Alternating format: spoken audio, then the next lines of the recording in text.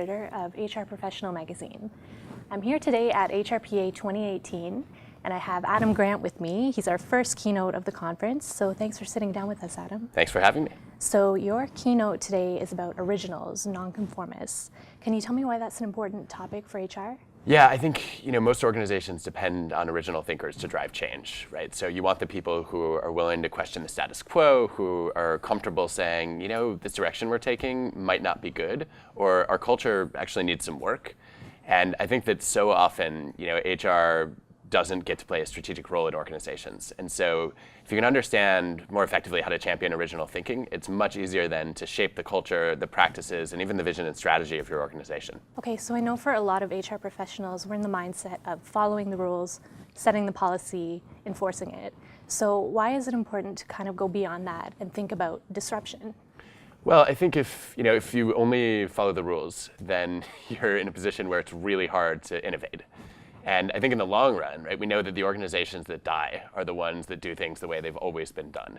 And if I were running an organization, I would love to not be BlackBerry or Blockbuster or Polaroid, all companies that were ahead of the curve in terms of the products and services they were putting out, but eventually missed the wave that was coming to reinvent their industries.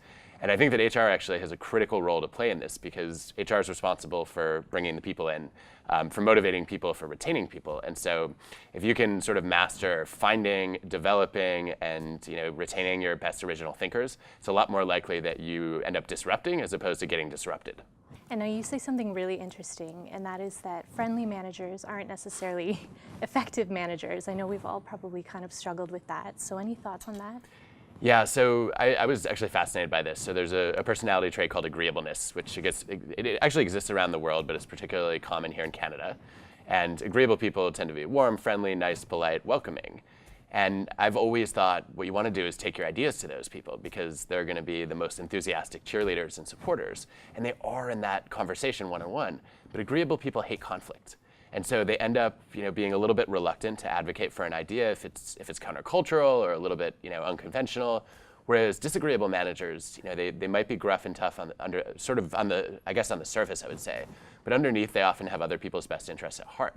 And so if you can take your ideas to a disagreeable person, if that person's a manager, you might find that they sort of tear your ideas apart in service of making them better.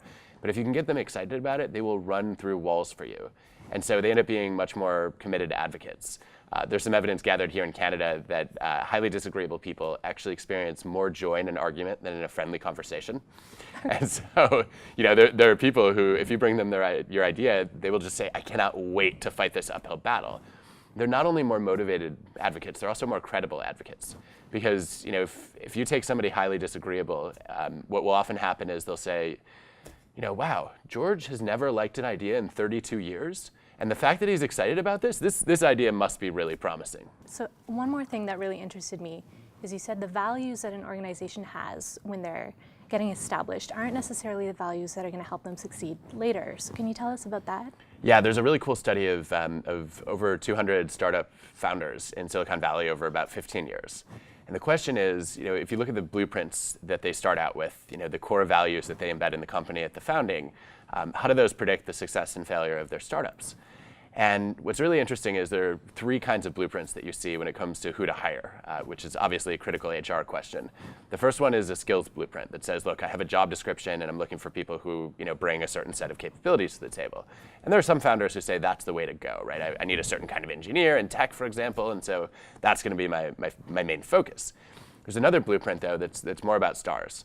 It says, I don't care what you know how to do today. I want to know how high is the ceiling on your potential tomorrow. And so I'm going to focus mostly on that. And then the third blueprint that's pretty popular is culture fit, where you say, look, it's nice to have people who are really competent today and have a lot of promise tomorrow. But ultimately what I want is people who are going to live the values and breathe the mission. So you can compare actually how these startups do based on which blueprint is dominant. And early on, it turns out that the ones that hire on culture fit and say, look, I really care about your commitment to the values and the mission, they're less likely to fail, and they're significantly more likely to go public. And so we think culture fit's the way to go. Except after these firms go public, the ones that hire on culture fit actually grow at slower rates. So their annual market cap, for example, doesn't tend to increase as quickly. And so the very values of culture fit that made you successful early on seem to slow you down later. And what we think is happening in the data is that culture fit early is great because you've already founded your company with a really disruptive, bold idea, and you need people who are going to be passionate about that to make it a reality. But as the organization grows, now you're vulnerable to disruption from the outside. And if you hire only on culture fit, you end up cloning yourself over and over again, right? Culture fit is who are the people that are going to fit in around here, who are exactly like everyone else in terms of background, skills, ways of thinking. And so I think one great antidote to this is something that IDEO offers. It's called cultural contribution.